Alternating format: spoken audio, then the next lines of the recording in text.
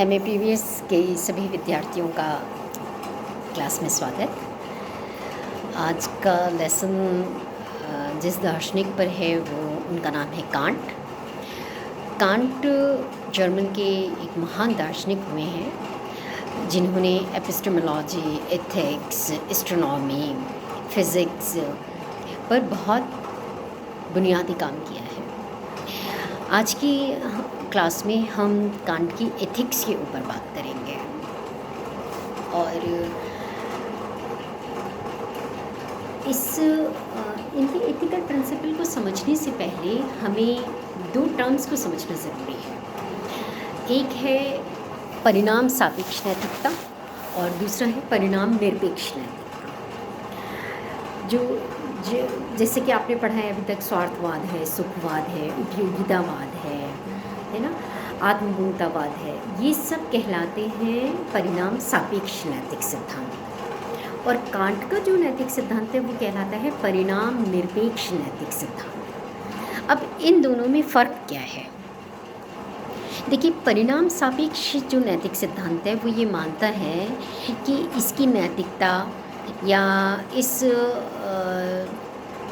नैतिक नियम की शुभता अशुभता परिणाम पर निर्भर कर रही है, जबकि परिणाम निरपेक्ष नैतिकता ये मानता है कि परिणाम कुछ भी निकले, परिणाम पर नैतिक सिद्धांत की शुभता निर्भर नहीं करती है।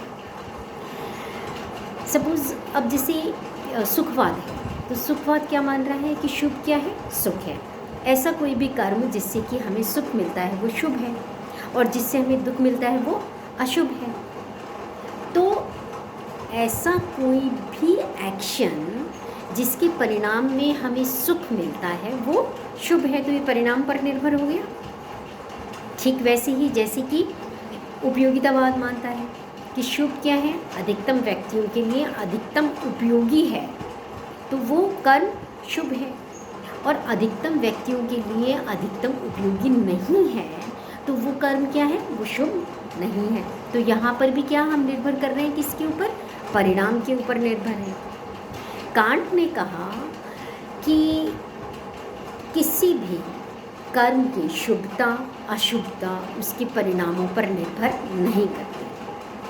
इसलिए कांट का जो नैतिक सिद्धांत है, जो मॉरल प्रिंसिपल है, उसको कहते हैं कैटेगोरिकल इम्पेरेटिव, निरपेक्ष आदेश का सिद्धांत। वो मानते हैं कि जो नैतिक नियम हैं वो कैसे होते हैं? निरपेक्ष आदेश की तरह होते हैं। और निरपेक्ष किससे?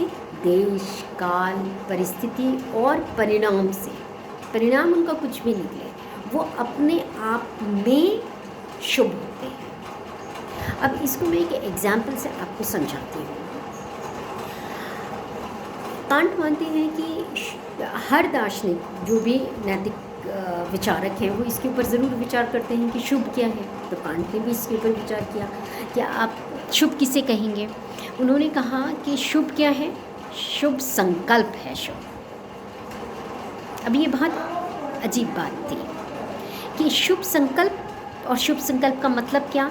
उन्होंने कहा कि ऐसा संकल्प जो कि कर्तव्य की चेतना पर आधारित होता है, ऐसा संकल्प अपने आप में शुभ है।